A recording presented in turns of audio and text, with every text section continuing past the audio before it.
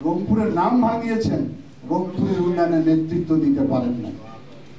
রাষ্ট্রপতি পর্যন্ত ছিলেন, আমাদের গৃহবধূ ছিলেন, কিন্তু গৃহবধূ রাষ্ট্রপতি কোনো কাজ রংপুরের করেন না।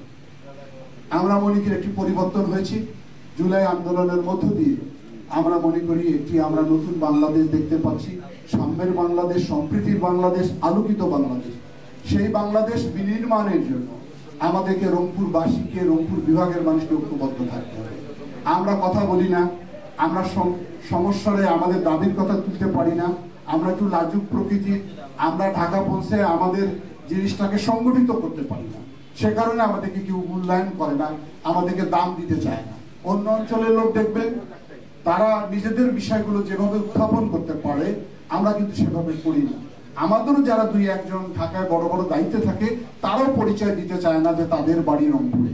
৬০% উৎপাদন হয় রংপুর বিভাগে। আমার জেলা হয় বাংলাদেশের 3 ভাগের 1 ভাগ, অথচ একটা শিল্প কারখানা নেই। এখান থেকে ব্যবসায়ীরা কিনে নিয়ে যাচ্ছে, দক্ষিণ অঞ্চলে শিল্প কারখানা করতেছে, যার ফলে আমার এলাকার লোকের কোনো কর্মসংস্থান তৈরি হয় না।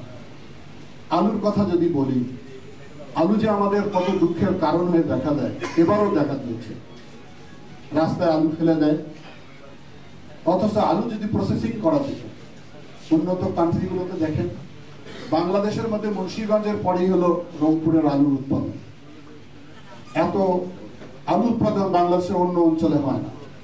সুতরাং আলু ভিত্তিক কোনো শিল্প কারখানা এখানে তৈরি হয়নি। আর সবাই আলোচনা করেছেন তিস্তা মহাপরিকল্পনার কথা। তিস্তা আমাদের জীবন, তিস্তা আমাদের মা ছিল, সেই তিস্তা এখন আমাদের অভিশাপ। দীর্ঘদিন যাবত এই অঞ্চলের মানুষ তিস্তা নদী নিয়ে অনেক সংগ্রাম আন্দোলন করেছে, কিন্তু কোনো ফল হয়নি। পতিত ফ্যাসিবাদ সরকারের প্রধানমন্ত্রী জেলা স্কুল মাঠে বক্তৃতা দিয়ে বলেছিলেন যে শীঘ্রই কাজ শুরু হবে।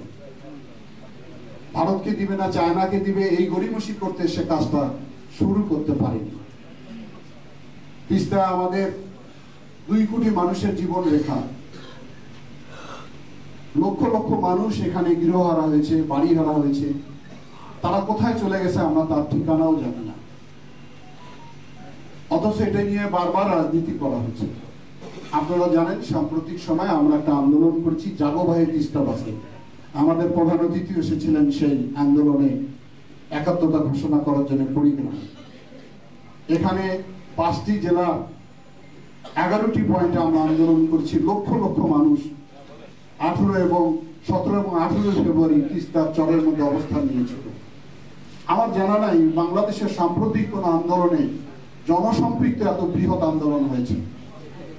সেই আন্দোলনও আমরা এই তত্ত্বাবধায়ক সরকার বা অন্তর্বর্তীকালীন সরকারকেও বলছি যে কাজটা শুরু করা উচিত।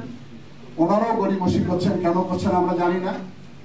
আমরা আশা করি এই মহাপরিকল্পনার বাস্তবায়ন হলে পাওয়ার চায় না, যেটা এখানে নকশা করেছে সেটা যতটুকু আমি জানি, তিস্তা নদী প্রশস্ত হয়েছে 8.5 কিলোমিটার, ওটা কমিয়ে ওরা 1.5 কিলোমিটারে নিয়ে আসবে।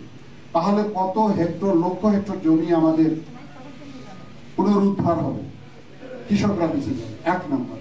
2 দিকে গাইড বান দিবেন ওনারা, প্রশস্ত রাস্তা তৈরি করবেন 130 কিলোমিটার 2 দিকে, সেই ডালিয়া থেকে শুরু করে সুন্দরগঞ্জ পর্যন্ত।